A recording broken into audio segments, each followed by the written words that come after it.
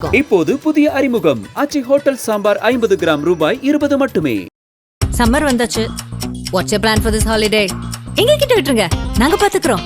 GT Holidays, South India's #1 travel brand. Hi అందరికి, విజయ్ దేవరకొండ రష్మిక.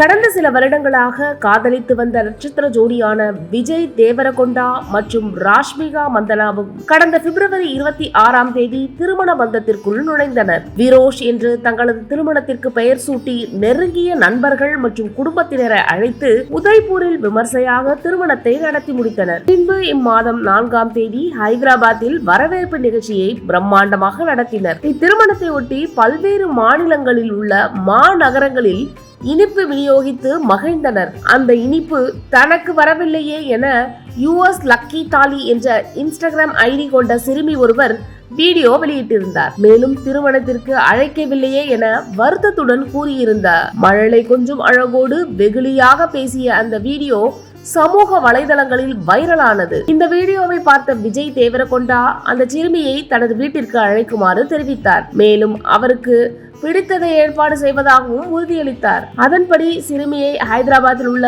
தனது இல்லத்திற்கு அழைத்துள்ளார். அழைப்பை ஏற்று தனது குடும்பத்தினருடன் சிறுமி அங்கு சென்றுள்ளார். அவர்களுக்கு விஜய் தேவரகொண்டாவும் ராஷ்மிகாவும் இனிப்பு மற்றும் விருந்து பரிமாறி மகிழ்ந்தனர். இது தொடர்பான வீடியோவை சிறுமி தனது இன்ஸ்டாகிராமில் வெளியிட்டு நன்றி தெரிவித்துள்ளார். மேலும் அந்த பதிவில் ரீல் டு ரியல், விஜய் தேவரகொண்டாவை அவரது இல்லத்தில் சந்தித்தது எனக்கும் என் குடும்பத்தினருக்கும் உண்மையிலேயே ஒரு அற்புதமான மற்றும் மறக்க முடியாத தருணமாக அமைந்தது. நாங்கள் அங்கு வந்த கணம் முதலே அவர் எங்களை மிகுந்த அன்போடும் கனிவோடும் வரவழைத்து நாங்கள் முழுமையாக இயல்பாக உணரும்படி பார்த்து கொண்டார். ராஷ்மிகா மந்தனாவை பார்த்ததும் மிகுந்த மகிழ்ச்சி. அவரது கலகலப்பான சிரிப்பும் நட்புணர்வு கொண்ட இயல்பும் இந்த சந்திப்பை மேலும் அழகாக்கியது. அவர்களோடு மட்டுமல்லாமல் அவரது குடும்பத்தினருடனும் நேரம் செலவிட்டது இந்த அனுபவத்தை இன்னும் சிறப்பானதாகவும் சொந்த வீட்டில் இருப்பதை போன்ற உணர்வையும் தந்தது. நாங்கள் அழகான உரையாடல்களையும் மகிழ்ச்சியான தருணங்களையும் பகிர்ந்து கொண்டோம். இவை அனைத்தும் எங்கள் நினைவில் என்றென்றும் நிலைத்திருக்கும். அந்த சூழல் முழுவதும் பாசிட்டிவான எனர்ஜியாலும் அன்பான அரவணைப்பாலும் நிறைந்திருந்தது. மொத்தத்தில் இது ஒரு நம்ப முடியாத நாளாக அமைந்தது. நானும் என் குடும்பத்தினரும் இந்த நாளை என்றென்றும் பொக்கிஷமாக போற்றுவோம் என நெகிழ்ச்சியுடன் குறிப்பிட்டுள்ளார்.